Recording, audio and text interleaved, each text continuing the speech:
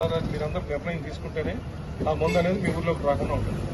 అదేవిధంగా గతంలో ఒక 4-5 సంవత్సరాల క్రితం, ఒక 7-8 సంవత్సరాల క్రితం గంజాయి అంటే ఎవరికి తెలియదు. గంజాయి ఎవడో సాధువులో ఎవడో ఒక రైల్వే స్టేషన్ దగ్గర ఎక్కడో కూర్చొని సన్యాసులు ఉంటారనమాట, ఎక్కడో వచ్చారు, జుట్టు ఓడల్లాగా పెంచుకొని ఉంటారు, వాళ్ళు తాగేవాళ్ళని అనుకునేవాళ్ళం గంజాయి. ఈ రోజున ప్రతి గ్రామంలో ప్రతి మారుమూల కూడా గంజాయి వచ్చేసింది. అది ఎవడో స్వార్థానికి కొంతమంది కుర్రోళ్ళు, ఈ యువతే మెయిన్ గంజాయి తాగేది యువతే. వాళ్ళకి మందుకు డబ్బులు లేక 100-200కి గంజాయి తెచ్చుకొని తాగేస్తున్నారు. మీరు ఇంకా గ్రామాల్లో ఈ మధ్య వచ్చింది, పట్టణాల్లో చూడాలి. ఇంజనీరింగ్ కాలేజ్ దగ్గర చూస్తే గంజా తాగే విచ్చలవిడిగా పెరిగిపోతున్నారు.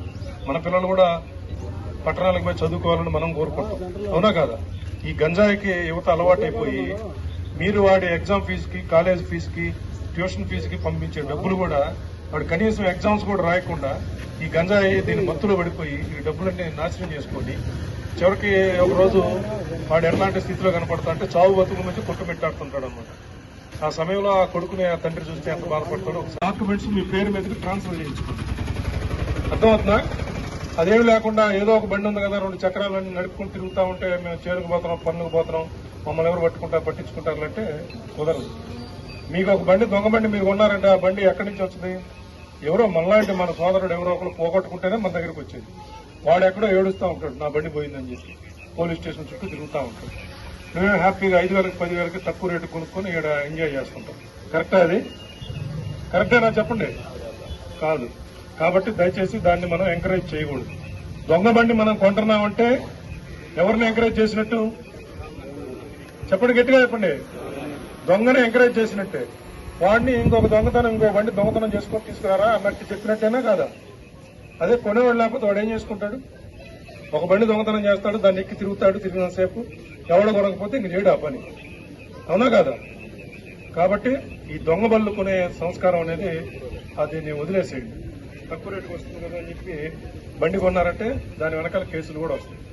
ఒక పాయింట్.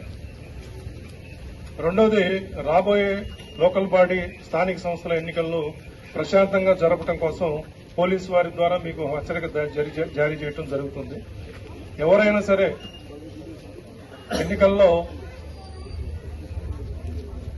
మీ స్థానిక బలం కానీ, లేదంటే మీ తాలూకా తాగి గొడవ చేయటం కానీ, లేకపోతే పోలింగ్ బూతుల దగ్గరకు వచ్చి జులుం ప్రదర్శించడం కానీ, ఇటువంటి ఏమైనా చేశారంటే మాత్రం ఖచ్చితంగా దాని మీద స్ట్రిక్ట్ యాక్షన్ తీసుకుంటాం, లాఠీ చార్జ్ చేస్తాం.